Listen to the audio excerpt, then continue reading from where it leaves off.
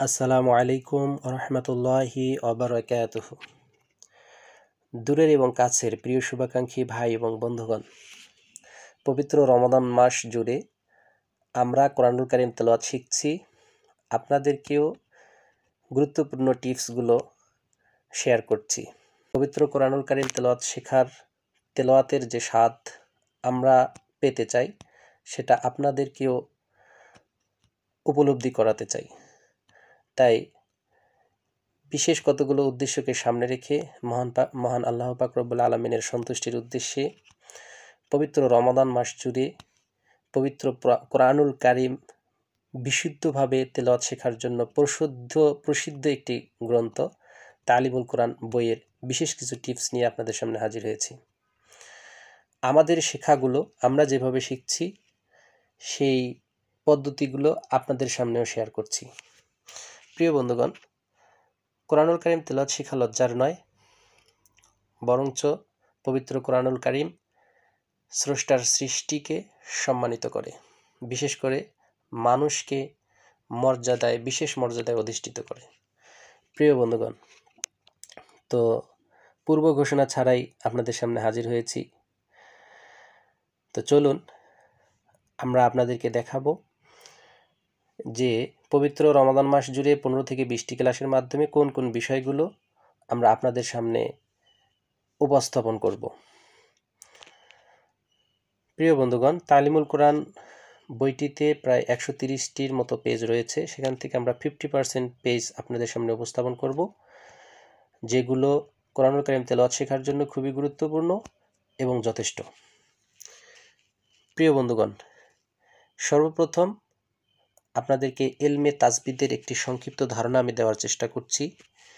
ইলমে তাজবিদ হচ্ছে কোরআনুল কারীম তেলাওয়াত শেখার সেই জ্ঞান, যে জ্ঞান শিখলে আল্লাহ পাক রব্বুল আলামিন জিবরিল আলাইহিস সালামের মাধ্যমে আমাদের প্রিয় নবী হযরত মুহাম্মদ সাল্লাল্লাহু আলাইহি সাল্লামের উপর যেভাবে কোরআনুল কারীম নাজিল করেছেন, মুহাম্মদ সাল্লাল্লাহু আলাইহি সাল্লামকে যেভাবে কোরআনুল কারীম শিখিয়েছেন, সেই শেখার জ্ঞানটিকেই ইলমে তাজবিদ বলে।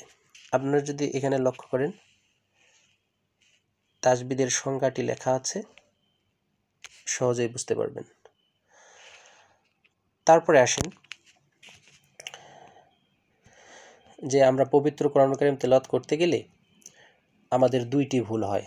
একটা হচ্ছে বড় ভুল, আর একটি হচ্ছে ছোট ভুল।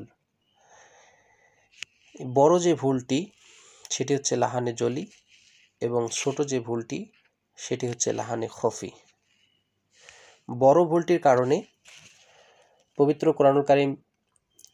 কোরআনুল কারীমের আয়াতের অর্থের পরিবর্তন হয়ে যেতে পারে, এবং নামাজের ভিতরে এই বড় ভুলটি করলে নামাজ ভেঙে যাওয়ার সম্ভাবনা থাকে, নামাজ ভেঙে যেতে পারে, নামাজ ভেঙে যায়। অর্থাৎ নামাজ ভঙ্গের সর্বপ্রথম যে কারণটি সেটি হচ্ছে অশুদ্ধ তেলাওয়াত। এই অশুদ্ধ তেলাওয়াত হচ্ছে বড় ভুল। তাছাড়াও আছে লাহানে জলি, হচ্ছে এক হরফের স্থানে অন্য হরফ উচ্চারণ করা, হরকতের জায়গায় এক হরকতের জায়গায় অন্য হরকত, হরকতের স্থানে মদের স্থানে হরকত। মোট কথা, মাখরাজে হরফ ও সিফাত লাজিমার মধ্যে ভুল হলে ওকে লাহানে জলি বলে। লাহানে জলি দ্বারা অর্থের পরিবর্তন হয়ে যায়।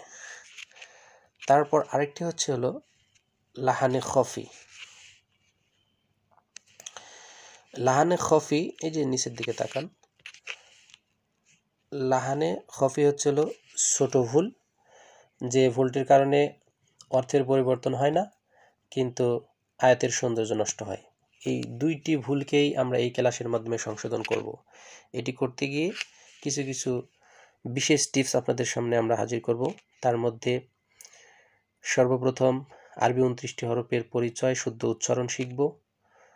তেলাওয়াত করতে গেলে পবিত্র কোরআনুল কারীমের ভিতরে আয়াতের মধ্যে 29টি হরফ কোন রূপে থাকবে, এই যে ডান দিকে বেসিক হরফগুলো দেয়া আছে, এবং বাম দিকে আয়াতের ভিতরে কোরআনুল কারীম তেলাওয়াত করতে গেলে হরফগুলোকে কিভাবে পাবো, সেই হরফগুলোর সংক্ষিপ্ত রূপও দেয়া আছে। এটা আমরা সহজে শিখবো ইনশাআল্লাহ।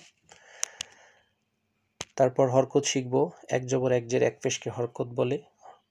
আরবি 29টি হরফের উপরে নিচে জবর জের পেশ দিয়ে কিভাবে উচ্চারণ হয় সেটা শিখব। তানভিন, 2 জবর 2 জের 2 পেশকে তানভিন বলে, সেটা শিখব। জজম শিখব।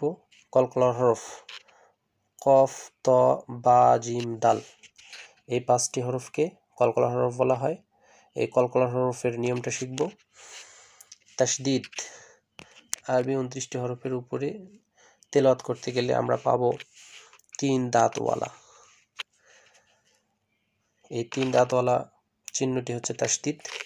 তাসদিদের হরফ 2 বার উচ্চারিত হয়, সেই নিয়মটা আমরা শিখব। ওয়াজিব গুন্না, যদি আমরা ইবাদতের ক্লাসিফিকেশন করি ফরজ, ওয়াজিব, সুন্নাহ, নফল, মুস্তাহাব, সেদিক থেকে ফরজের পরেই হচ্ছে ওয়াজিব গুন্না। অর্থাৎ তেলাওয়াত করতে গেলে ওয়াজিব গুন্না অবশ্যই করতে হবে, না হলে বড় ধরনের ভুল হয়ে যাবে এবং অর্থের পরিবর্তন হয়ে যাবে, নামাজ ভেঙে যাবে। অতএব এটি খুবই গুরুত্বপূর্ণ এবং সহজ, আমরা খুব সহজেই শিখব ইনশাল্লাহ। মদ, টেনে পড়ার নাম হচ্ছে মদ, অর্থাৎ দীর্ঘ করে পড়ার নাম হচ্ছে মদ। 1 আলিফ মদ, 3 আলিফ মদ, 4 আলিফ মদ, অর্থাৎ কোথায় 1 আলিফ টানতে হবে, কোথায় 3 আলিফ টানতে হবে, কোথায় 4 আলিফ টানতে হবে, সেই টানার কিছু নিয়ম আছে, চিহ্ন আছে, সেগুলো শিখব। এবং কোথায় টানা যাবে না, তাড়াতাড়ি পড়তে হবে, সেটাও আমরা শিখব ইনশাআল্লাহ। নুনে সাকিন ও তানবিন, সর্বপ্রথম ইলমে তাজবিদের বেলায় আমি বলেছি যে কোরআনুল কারীম তেলাওয়াত করতে গেলে আমাদের 2টি ভুল হয়, একটি বড় ভুল আর একটি হচ্ছে ছোট ভুল। নুনে সাকিন এবং তানবিনের শিক্ষাটি হচ্ছে হলো ছোট ভুল। এটি যদি ভুল হয়, তেলাওয়াতের অর্থ পরিবর্তন হয় না, কিন্তু তেলাওয়াতের সৌন্দর্য নষ্ট হয়। অর্থাৎ আমরা যদি পবিত্র কোরআনুল কারীম তেলাওয়াত করে স্বাদ পেতে চাই, তেলাওয়াতের সৌন্দর্য উপলব্ধি করতে চাই, তাহলে নুনে সাকিন এবং তানবিনের শিক্ষাটি খুবই গুরুত্বপূর্ণ এবং সহজ, আমরা সহজভাবে শিখবো ইনশাআল্লাহ। মিমে সাকিন এবং তানবিন, এটিও নুন সাকিন এবং তানবিনের ন্যায় ছোট ভুল, এটি তেলাওয়াতের সৌন্দর্য বৃদ্ধি করে, এটিও আমরা খুব সহজেই শিখবো ইনশাআল্লাহ। তারপর পবিত্র কোরআনুল কারীম তেলাওয়াত করতে গেলে আল্লাহ শব্দটি আমাদের প্রত্যেক আয়াতের ভিতরে ভিতরে পরতে পরতে আসে। এই আল্লাহ শব্দটি কখন আল্লাহ উচ্চারিত হবে, কখন আল্লাহ, এই শব্দটি কোথায় আল্লাহ পড়তে হবে, কোথায় আল্লাহ পড়তে হবে, সেই নিয়মটি শিখব। তারপরে র হরফটি কখন মোটা কখন চিকন করিয়ে পড়তে হবে, সেটা আমরা পড়ব। তারপর হচ্ছে নুনে কুদনি এবং সাক্তা শিক্ষা, 2টা চিহ্ন আছে, এটা আমরা শিখব খুব সহজে। সর্বশেষ আমরা ওয়াকফ শিখব, অর্থাৎ তেলাওয়াতে আমাদের নিঃশ্বাস শেষ হয়ে গেলে কোথায় থামা যাবে আর কোথায় থামা যাবে না, হ্যাঁ, সেটা আমরা খুব সহজেই শিখব। এখানে কতগুলো চিহ্ন দেয়া আছে, আপনারা যদি প্রথম থেকে শুরু করে এই ওয়াকফ শিক্ষা পর্যন্ত কয়েকটি পেজ মাত্র গুরুত্ব দিয়ে কোরআনুল কারীম তেলাওয়াত শেখার উদ্দেশ্যে মনোযোগ সহকারে মনোনিবেশ করেন, তাহলে খুব সহজেই সহি শুদ্ধভাবে কোরআন তেলাওয়াত করা শিখে যাব ইনশাআল্লাহ।